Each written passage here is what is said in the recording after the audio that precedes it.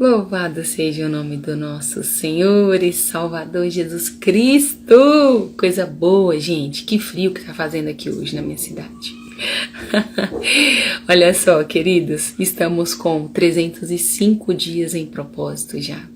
Sabe, estamos em uma reta final, faltando apenas 60 dias para finalizarmos aí a leitura total da Bíblia. E claro, eu quero aqui desejar boas-vindas para você que está chegando, né? Primeira vez, talvez aqui, talvez está tentando aí acompanhar, né?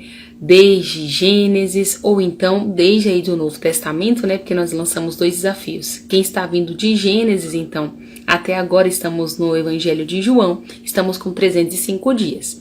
Para quem está vindo do Novo Testamento, estamos com 35 dias, começando no Evangelho de Mateus, tá bom? Todos os vídeos estão salvos no Instagram, no Facebook, no YouTube, e você pode acompanhar pela plataforma que você achar melhor, tá bom? Só não deixe de fazer o seu devocional. E o que seria esse devocional? É aquele tempo que você tira realmente para meditar nas Escrituras, para orar, para falar com Deus, para ouvir a Deus, né, queridos? Porque muitas vezes a gente se achega ao Senhor e começa a falar,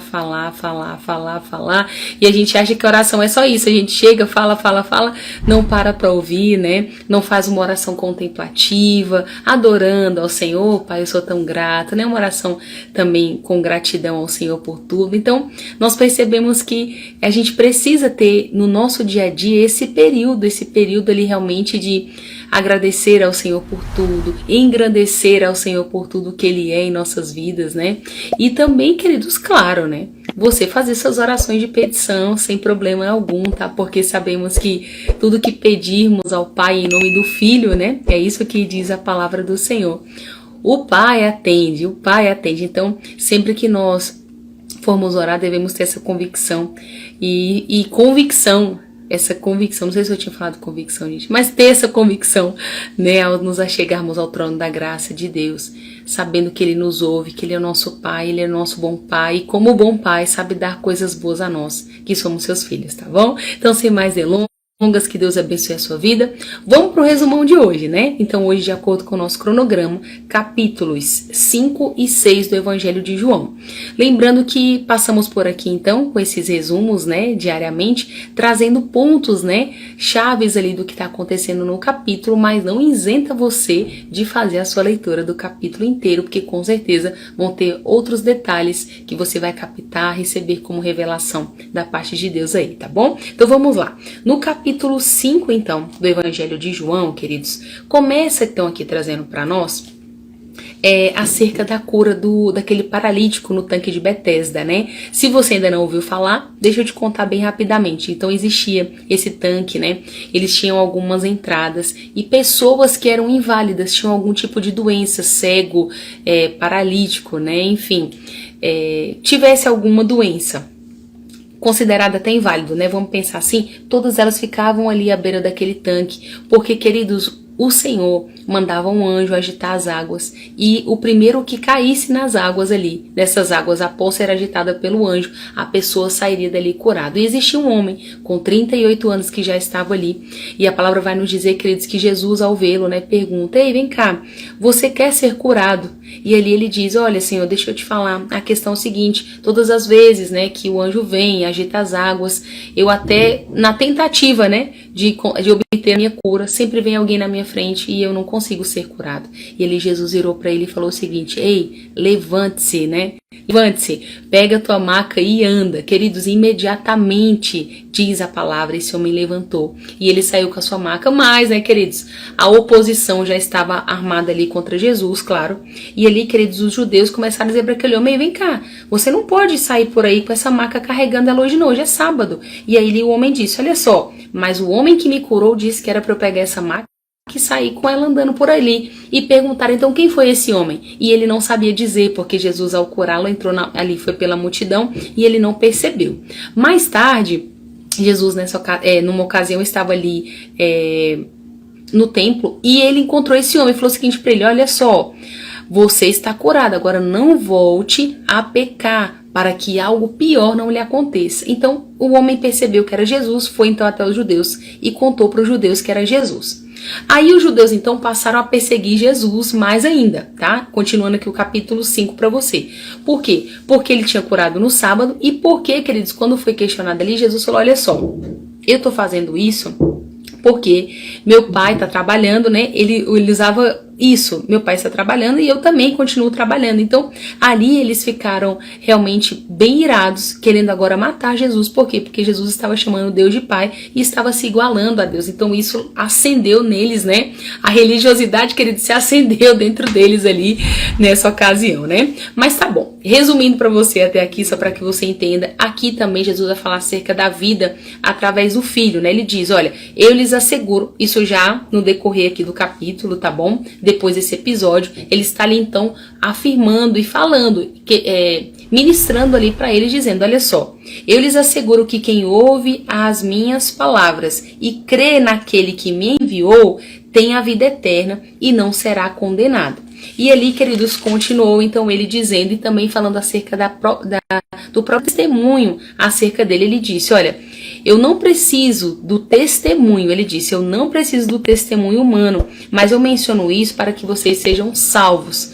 E aqui, queridos, finaliza o capítulo 5, ele falando acerca, mais uma vez, né, falando acerca de que ele havia sido enviado, que ele só fazia o que tinha visto o Pai fazer, mas, enfim, né, queridos, sabemos que houve vai haver um outro final aqui, e claro, nós vamos acompanhando.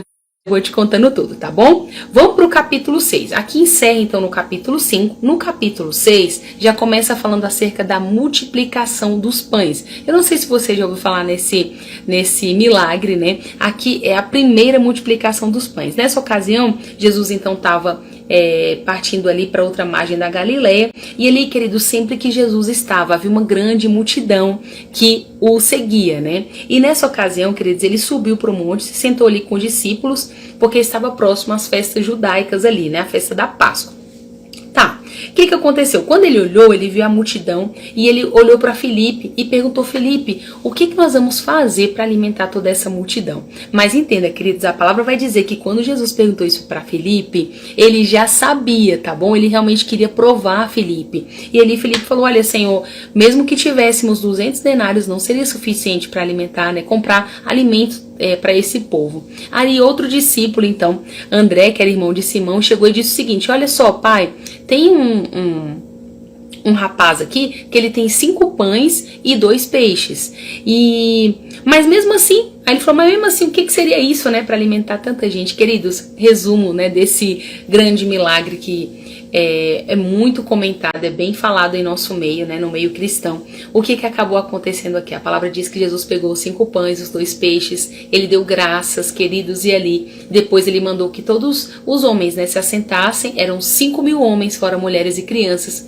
Queridos, foi distribuído ali alimentos para todos eles. E entenda, Jesus ainda disse, olha, não quero sobras, não evite desperdícios. Então foi distribuído cestos ali e ainda conseguiram juntar 12 cestos de sobra, 12 cestos de pão que sobrou. Então, ou seja, todos comeram e ainda sobrou, queridos. Esse foi um grande milagre que aconteceu aqui. E sabe uma outra coisa que acontece aqui também? No capítulo 6, acontece, queridos, que Jesus andou sobre as águas. Você lembra desse texto? Esse texto aqui, que está no capítulo 6, é uma ocasião em que, quando anoiteceu, lembra desse milagre aqui? Jesus havia alimentado todo mundo. Então a palavra vai dizer que ao anoitecer, os discípulos desceram para o mar, entraram no barco, e então eles foram, né, para a travessia, para Cafarnaum. E Jesus não foi. Ok, o que aconteceu então? Jesus foi andando sobre as águas ao encontro dos discípulos aqui, nessa ocasião, né? E ali, queridos, quando eles viram Jesus andando sobre o mar, eles ficaram aterrorizados. Jesus falou, ei, não tenham medo, sou eu. E logo, claro, né, receberam eles e deu tudo certo. Aí no dia seguinte, quando eles então chegaram do outro lado do mar, eles perceberam, a palavra vai dizer, né, que Jesus, porque entenda, as pessoas estavam seguindo Jesus pelos milagres, pelos sinais que haviam acontecido. Mas nessa ocasião aqui, queridos, a palavra vai nos dizer que as pessoas, ao perceberem então que o barco já tinha saído e que Jesus também não estava lá, eles então foram ao encontro deles. Então é isso que está dizendo, que no dia seguinte, quando eles encontraram do outro lado, né, eles disseram: ai, mestre, quando que você chegou aqui? E Jesus respondeu: olha, eu sei que vocês estão me procurando. Olha o que Jesus falou. Eu sei que vocês estão me procurando, não é pelos sinais miraculosos, mas vocês estão me procurando pela comida que eu ofereci a vocês. E ali Jesus falou: olha só, não trabalhem pela comida que se estraga, mas pela comida que permanece para a vida eterna, o qual o Filho do Homem lhes dará. Deus, o Pai, nele colocou o seu selo de aprovação. E eles começaram a perguntar: então, Senhor, quais os sinais que você vai fazer para que venhamos crer em Ti? E ali Jesus falou mais uma vez: a obra de Deus é esta, crer que Ele o enviou, que Ele enviou o seu Filho, né? Queridos, aqui há uma série, no capítulo 6. Aqui é uma série de questionamentos, apesar de todas as declarações e sinais que esse povo pôde acompanhar. Jesus aqui está dizendo: olha só, vocês precisam crer que eu sou o pão vivo que desceu do céu, né? Porque eles quiseram comparar o maná no deserto, né, dos seus antepassados. E ali Jesus falou: olha só, eu sou o pão da vida. Eu sou o verdadeiro pão da vida. Ele diz: eu sou o pão vivo que desceu do céu. Se alguém comer deste pão, viverá para sempre. Este pão é a minha carne. Ele diz: e eu a darei pela vida ao mundo. Porque ele diz que aquele que não comesse da carne dele e não bebesse do seu sangue não teria, né, parte com ele, não teria realmente a vida eterna. E isso meio que escandalizou, né? Eles não tinham revelação do que Jesus estava falando. Então começou esse questionamento todo, queridos. Enfim, então, por começar tudo isso, para finalizar o nosso devocional, só para você entender, então você lembra que Jesus escolheu 12 discípulos, né? Mas a verdade é que haviam mais discípulos, tá?